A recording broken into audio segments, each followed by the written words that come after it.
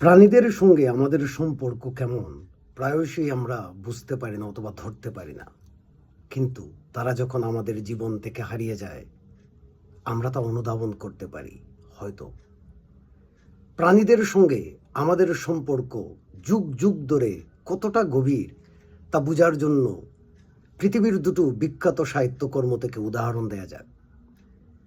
Albert কামুর the outsider উপন্যাসে বৃদ্ধ সালামানু যখন তার কুকুরকে হারিয়ে ফেলেন তিনি হতাশ হয়ে পড়েন, বিষাদগ্রস্ত হয়ে পড়েন, খাওয়া দাওয়া ছেড়ে দেন।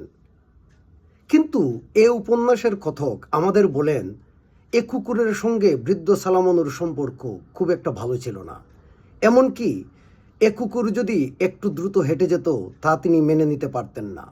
কিন্তু এ কুকুর যখন হারিয়ে যায় বৃদ্ধ সালামানু হতাশ হয়ে পড়েন, এই ভেবে হয়তো যে এ বন্ধুকে ছাড়া তার আগামীর দিনগুলো কেমন যাবে।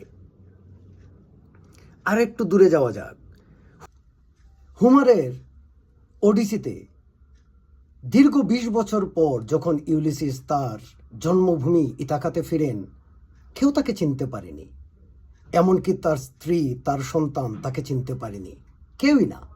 কিন্তু তার কুকুর আরগোস তার মুনিবকে ঠিকই চিনে ফেলে। সে তার মুনিবকে চিনে ফেলে আনন্দে লেজ নাড়াতে চায়, উঠে দাঁড়াতে চায়, কিন্তু পারে না, কারণ আরগোস দীর্ঘ ২০ বছর তার মুনিবের জন্য অপেক্ষা করছে। অবহেলায় সে বৃদ্ধ হয়ে গেছে, তাকে দেখার কেউই ছিল না। সে আরগোস তার মুনিবের প্রতি শেষ কৃতজ্ঞতা জানাতে চায়, আনন্দ করতে চায়, কিন্তু সে আরগোস তার শরীরে সে সামর্থ্যটুকু ছিল না। সে আরগোস উঠে দাঁড়াতে চায়, উঠে দাঁড়াতে পারে না, কিন্তু লেজ নাড়ায় এবং সেই ইউলিসিসের সামনেই, তার মুনিবের সামনেই মারা যায়। আর ইউলিসিস জেনে যান এত কিছু হারানোর পর, এত কিছু পাওয়ার পর